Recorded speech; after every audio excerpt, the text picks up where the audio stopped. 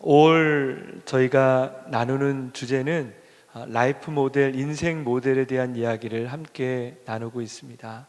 우리의 인생의 모델이 필요합니다. 바로 그분이 예수 그리스도이시죠. 저는 이번 주에 교도소에 가서 잠깐 설교하고 왔었습니다. 교도소에 계시는 분들 얼굴을 뵈면 그분들이나 저희나 선한 얼굴은 마찬가지인 걸 봅니다. 그분들이 그곳에 계신다고 해서 우락부락하고 다른 사람에게 혐오스러운 얼굴이 아니라 그분들의 얼굴 속에는 선함이 있고, 또한 하나님께 예배드릴 때 그분들의 마음속에 진심이 있는 것을 보게 됩니다. 그럼에도 불구하고 그들이 그곳에 있었던 이유 중에 하나는 아마 그들의 인생 가운데 어려울 때 누군가 붙들어주는 사람이 없었기 때문 아닌가라고 생각합니다. 우리의 삶의 잘못은요, 일순간에 한순간에 이루어지는 거죠. 그 순간에 조금만 내 마음을 가다듬으면 그런 일이 없을 텐데, 그 순간을 우리가 멈추지 못할 때, 다른 말로 하면 욱하기 때문에 우리는 많은 부분에서 상처를 주고 받는 관계가 되죠. 아마 이런 부분들은 저희만이 아니라 저희들의 부모님도 그런 상처를 우리에게 주었고, 그분들도 또 다른 사람에게 상처를 받았던 인생을 살았었겠죠. 그런 면에서 우리에게 정말 중요한 것은 멘토가 되시는 분이 있다는 걸 기억하고 그분이 주는 삶대로 살아가는 것들이 필요합니다.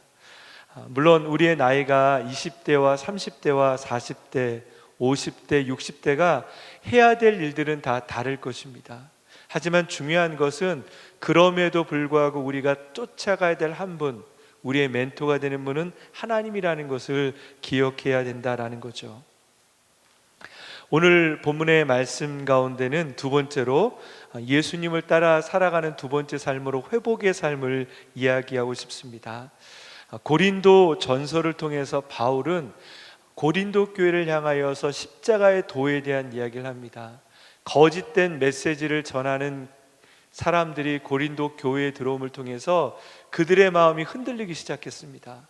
복음에 대해서 바울을 통해 들었던 그들이, 고린도 교회 성도들이 거짓 교사들이 들어서 말하는 잘못된 지식에 따라서 그들이 흔들렸을 때 고린도전서를 통해서 바울은 십자가의 도가 복음이다라는 얘기를 하고 있습니다. 그 말씀을 듣고 많은 사람들이 다시 십자가의 길로 돌아왔습니다. 하지만 그 중에 몇몇 사람들은 여전히 그들의 삶에서 회의했던 바울의 가르침에 대해서 비판하고 교회를 혼란시키기 시작했습니다.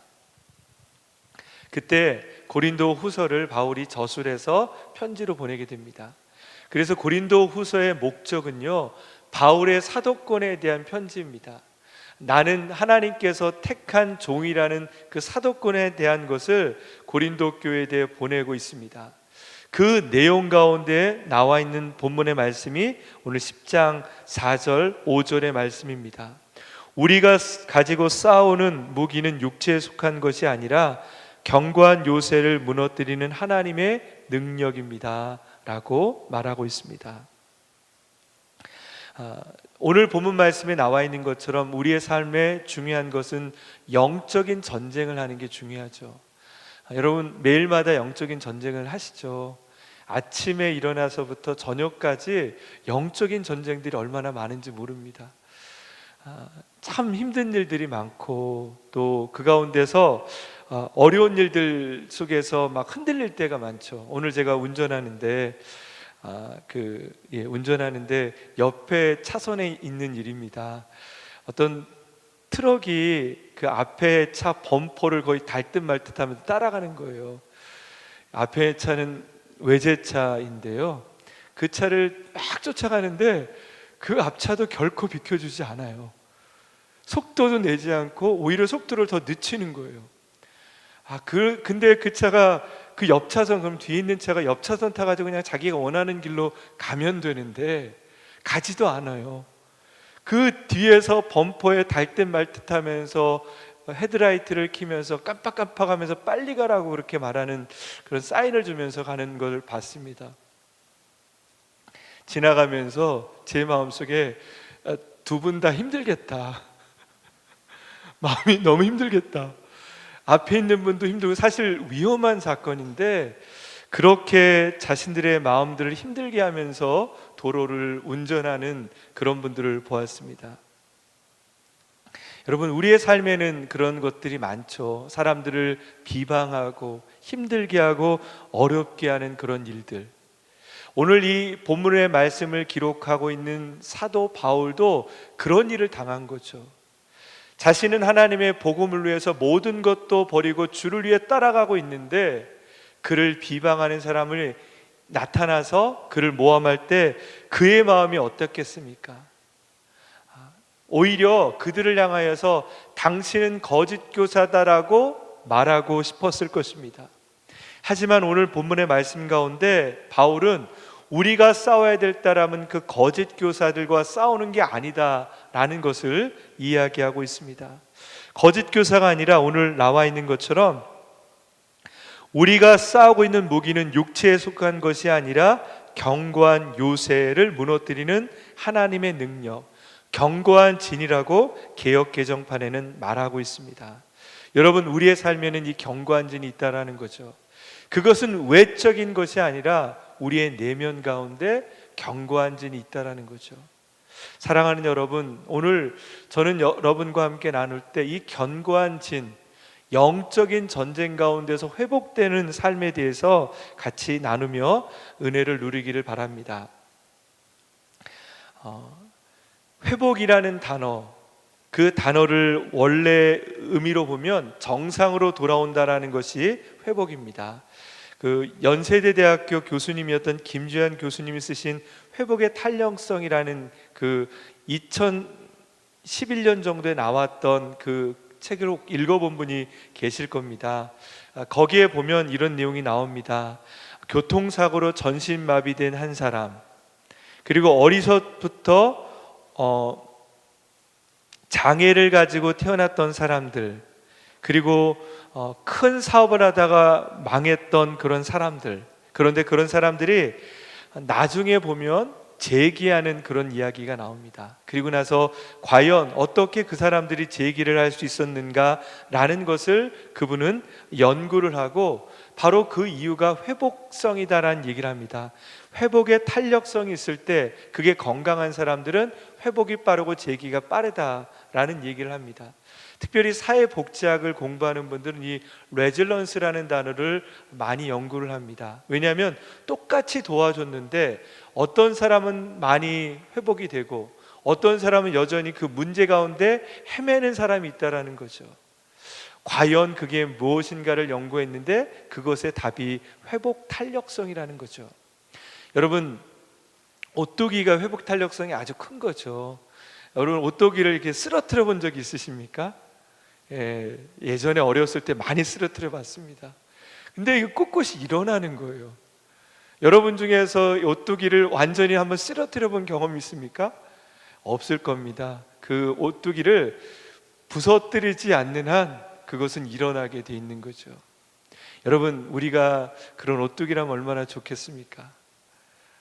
고난을 당하고 어려움을 당해도 다시금 나의 모습, Return to myself, 내 자신의 모습으로 돌아올 수 있는 사람이라면 얼마나 건강하겠습니까? 바로 그것이 회복의 탄력성이라는 거죠. 그런데 성경은요, 회복의 탄력성이 단순하게 원래 내 모습으로만 돌아오는 것이 아니라 적극적으로 나의 잠재력을 통해서 하나님이 의도하시는 삶, 소명을 위해서 살아가는 것을 가리켜 회복이라고 말합니다. 바울은 회복된 삶을 살아가는 거죠. 왜냐하면 그의 인생 가운데 잘못된 길로 가고 그의 삶 속에서 왜곡된 성경의 지식을 가지고 살았던 그가 하나님의 복음을 통해서 하나님이 원하시는 목적대로 살아가기 시작했던 거죠. 그런 면에서 진짜 제자 훈련은요, 전도하는 것도 아니고 성경 연구하는 것도 아니고 정말 중요한 제자 훈련은 내 마음속에 하나님의 회복이 있을 때 진정한 제자로 거듭난다라고 생각합니다. 여러분, 사람은 영적인 존재이기 때문에 하나님의 비전을 따라갈 수밖에 없습니다. 하나님은 우리의 마음속에 영혼을 사모하며 무언가를 위해서 달려가라고 하나님이 말씀하고 계십니다. 그런데 우리의 삶을 보면 여전히 어딘가에 멈춰 있는 것을 보게 됩니다. 바로 그것이 외상과 상처의 벽인 거죠.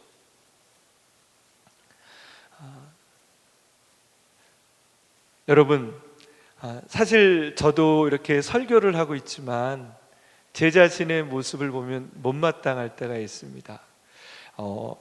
개인적인 얘기지만 자동차 정비를 최근에 며칠 전에 했어요. 자동차 정비를 하러 갔는데 이제 그런 마음이 드는 거예요. 이렇게 제가 정중하게 말을 했는데 기사분께서 잘 안 들어주시는 것 같아요. 분명히 제 차에 문제가 있어서 저는 왔는데 그분이 저에게 예민하세요 라고 말하는 거예요. 마음이 어렵죠. 분명히 저는 차가 문제가 있어서 엔진에서 소리가 나서 이게 어떤 거냐고, 저는 혹시 엔진이 고장이 날까봐 미리 와서 점검을 받는 건데 예민하세요라고 얘기하는 거예요. 처음에는 부드럽게 얘기하는데 어느 순간에 제가 보니까 제가 되게 제 이야기를 강하게 얘기하고 있는 것을 발견했습니다. 그리고 강한 것만이 아니라 얼굴도 긴장해서 화난 듯이 말하는 저를 봤습니다. 그리고 돌아오면서 그런 마음이 속에다 드는 거예요. 근데 목사인데 그래도 좀 부드럽게 얘기하고 인격적으로 사람을 대해야 되는데 제 마음 속에도 왜 이렇게 강하게 말하는가라는 그런 마음이 들었어요.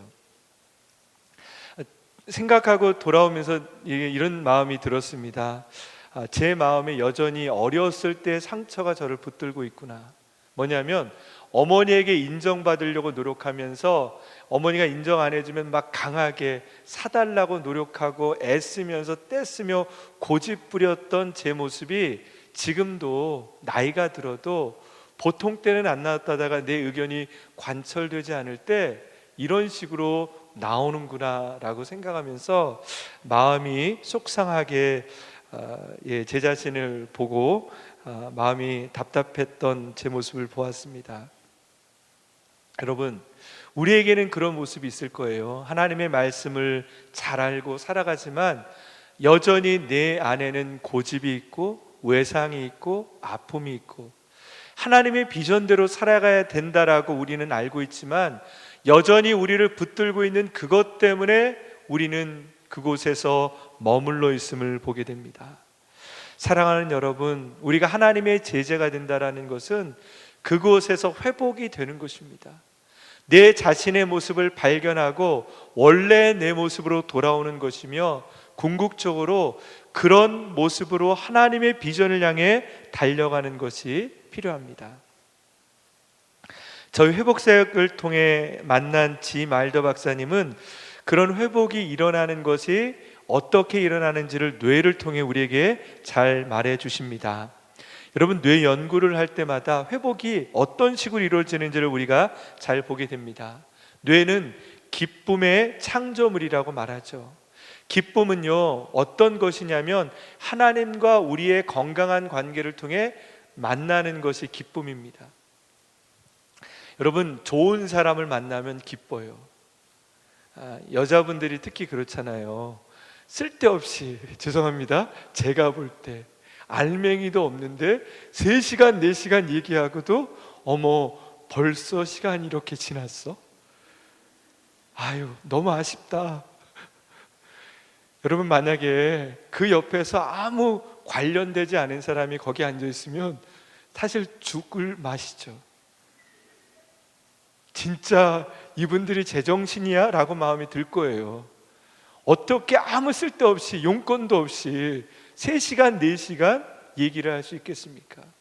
근데 여러분, 그 가운데 얘기하면서 뭐가 있냐면 기쁨이 있는 거죠. 건강한 관계는 그 기쁨이 있기 때문에 내용이 중요한 게 아니죠. 그 기쁨을 통해서 말하면서 어떤 내용이 없어도 우리 안에 회복이 있기 때문에 그 만남이 소중한 것입니다. 하나님과의 관계도 마찬가지고 사람과의 관계 속에도 그런 기쁨이 있는 것, 바로 그것은 하나님께서 사람과 하나님과 사람 가운데 주시는 기쁨을 통해 이루시는 신비라는 거죠. 여러분, 그런 신비가 우리 안에 있다라는 것이 중요합니다. 그런데 그 기쁨이 없을 때 우리는 우리 자신을 제대로 관리하지 못하게 됩니다. 예를 들어서 기쁨의 용량이 충만하지 않는 사람에게 나타나는 가장 큰 특징은 짜증을 많이 내는 거죠. 혹 여러분들 중에 화가 금방 나는 분들 계십니까? 답답하면 화부터 내는 분 계시지 않습니까? 그건 분명히 기쁨이 없는 거예요. 그리고 내 안에 기쁨이 있다라면 어려운 것도 이겨낼 수 있고 내 마음의 여유를 찾을 수 있는데, 제가 처음에 말씀드린 것처럼 기쁨이 없으면 운전하는 게 다 짜증인 거죠. 저희 아버님이 군인이셨는데요, 전투적으로 사신 것 같아요. 좋으신 분이세요. 근데 꼭 제가 운전을 하면 옆에 타시면 그러시는 거예요. 제 앞에 어떤 차가 끼어들면 쟤 또 끼어든다. 그 얘기는 뭐냐면 끼어들지 못하게 더 앞으로 가라, 그렇게 얘기하시는 거죠. 군인이셔서 전투적이셨나 봐요. 근데 제가 이런 걸 보면서 느낀 게, 이게 참 그런 마음을, 저희 아버님처럼, 아버님이 나쁘신 분은 아니시지만 막 그렇게 이렇게 차 끼어들지 못하게 하고 운전을 하면 얼마나 고달프시겠어요. 다른 사람이 끼어들도록 놔둘 때 내 마음에 여유가 있는 거죠. 그렇지 않고 한 대도 끼어들지 못하겠다라는 마음으로 운전을 하면요, 운전하면 어깨가 굳어요. 그럴 수밖에 없죠. 긴장돼서 가기 때문인 거죠. 바로 그런 사람의 특징이 기쁨의 용량이 적을 때 나타나는 것입니다. 하지만 우리가 그 기쁨을 개발하려고 그러면, 뇌의 원리에 의하면 기쁨을 개발하려면 내가 감당할 수 있는 기쁨만이 와야 됩니다. 기쁨이라고 해서, 다른 사람이 좋아하는 기쁨이라고 해서 다 나에게 기쁨이 될 수는 없습니다. 예를 들어서 여러분, 어린아이들 때 부모님들이 간지럼 피울 때가 있잖아요. 이렇게 간지러우면 아이가 웃어요. 여러분, 근데 아이에게 10분을 막 간지럽히면 이 아이가 계속 웃을까요? 그것은 고통입니다. 왜냐하면 그것은요, 아이가 기뻐할 수 있는 수준을 넘어서기 때문인 거죠. 마찬가지로 우리가 기쁨의 용량을 늘 개발해 놓지 않는다라면 우리에게 찾아오는 모든 것들이 기쁨이 될 수 없다라는 거죠. 특별히 우리의 뇌는요, 기쁨을 개발하고 있는데 갑자기 우리에게 찾아오는 두려움이 올 때는 기쁨을 받아들이는 통로가 닫혀버리는 것입니다. 그것이 지말저 박사님이 얘기하시는 관계회로가 닫혀버리는 것입니다. 만약에 관계회로가 닫혀버리면 우리 안에는 기쁨이 사라져버리고 모든 것이 우리에게는 부담스러운 것처럼 여겨지게 됩니다. 예를 들어서 아까 제가 말씀드린 것처럼 어떤 커피숍에서 옆에서 막 시끄럽게 떠들고 있는 어떤 분들이 계세요. 너무 즐겁게. 근데 저는 정말 싫은 사람하고 거기 앉아 있다라면 그것은 고욕이죠. 앞에 있는 사람하고 앉아 있는 것도 고욕인데 아무 말도 들리지 않는데 듣고 반응을 해야 되잖아요. 얼마나 고욕이겠습니까? 바로 그렇게 될 수 있다라는 것입니다. 여러분, 회복이라는 것은 그런 면에서 볼 때 건강한 관계를 만들어가는 것이 우리에게 중요하다는 것입니다. 특별히 회복 사역에서 저는 여러분에게 세 가지의 회복의 방향을 말씀을 드리고 싶습니다. 첫 번째는요, 아까 제일 처음 말씀드린 것처럼 기쁨의 용량을 지속적으로 늘려가십시오. 이것은 사람들과의 관계 속에서 늘 기쁨의 관계를 할 수 있는 사람들을 많이 만날 때 내 용량이 커진다라는 것입니다. 여러분, 사람은요, 자기 혼자 기쁨을 만들 수는 없습니다. 그 기쁨을 만드는 것은 내 옆에 누군가가 있을 때 그 일이 가능하다는 것입니다. 심리학자들이 여러 연구를 하는데 예미 워너라는 교수님이 하와이 쪽에 있는 한 섬을 연구를 했습니다. 그 섬은 어떤 섬이냐면 인구가 3만 명밖에 되지 않는 섬입니다. 원래는 그 섬이 작은 섬이어서 자연이 아름답고 그래서 행복한 곳이었는데 그 곳이 가난과 질병이 계속적으로 대대에 내려오기 시작했습니다. 가난하면 사람들의 마음이 각박해지게 되는 거죠. 그래서 그곳은요, 청소년의 위험이 시작이 됐고 마약하는 섬이 되었고, 많은 사람들이 비행 청소년을 연구하기에 적당한 섬이 바로 그곳입니다. 특별히 사회 심리학자들은 한 사회를 연구하잖아요. 그런 걸 연구하기에는 큰 대집단이면 연구가 어렵지만 3만 명이기 때문에 연구하기 너무 좋은 곳이어서 그런 연구를 하는데, 그 중에서 열악한 환경 때문에 이 사람들은 어렸을 때 환경을 보니까 분명히 비행 청소년이 되겠다라고 말하는 그런 사람들 201명을 연구를 했습니다. 그런데 그 중에서 3분의 2는 문제를 일으켰고, 학자들이 예상한 대로 감옥에 가고 비행적인 삶을 살아갔습니다.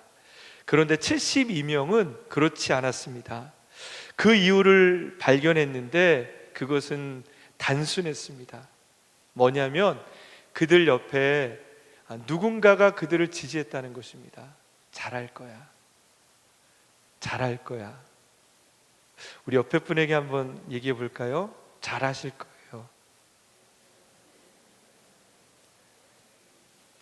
다시 한번 얘기해 보겠습니다. 뭐든 잘하실 분이십니다.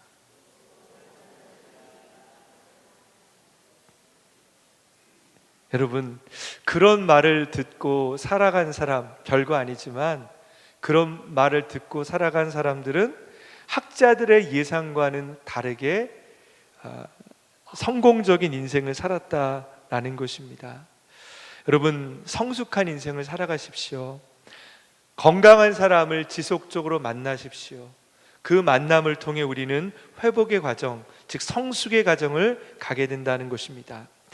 두 번째 방법은요, 어느 부정적인 순간에서도 기쁨을 유지하는 법을 배우시기를 바랍니다. 여러분, 이게 중요한 것인데 이런 예화가 있습니다. 그 라이프 모델 책에 보면 나와 있는 예화인데, 여러분 캠핑을 해보신 적 있습니까? 산에 놀러를 갔는데 그 산이 즐거운 것은 내가 길을 알기 때문에 즐거운 겁니다. 만약에 캠핑장에서 아이들이 숨바꼭질을 하고 노는데 저기 가서 숨었는데 자기가 있었던 캠핑장을 못 찾으면 그 산은 행복한 곳이 아니라 지옥이 되는 거죠. 정말 행복하려면 그 산을 내가 캠핑장을 찾을 수 있는 능력이 되어야 된다는 거죠. 우리의 삶에는 이렇게 부정적인 감정과 여러 가지 사건들이 우리에게 옵니다. 그런데 그 인생 가운데서 우리가 쉽게 내 원래 상태, 기쁨으로 돌아올 수 있다면 우리의 인생은 그렇게 어려운 게 아니에요. 왜냐하면 어려움이 있어도 다시 내가 기쁨으로 돌아가면 되기 때문인 거죠. 이것을 가리켜서 뭐라고 얘기하냐면 감정을 잘 조절하는 능력이라고 말합니다. 감정을 잘 조절한다라는 것은 화를 내지 않는다는 게 아닙니다. 사람이 어떻게 화를 내지 않겠습니까? 화 역시 하나님이 우리에게 주신 것입니다. 하지만 건강한 사람은 화 속에 계속 머물러 있는 것이 아니라 다시 기쁨으로 돌아오는 것입니다.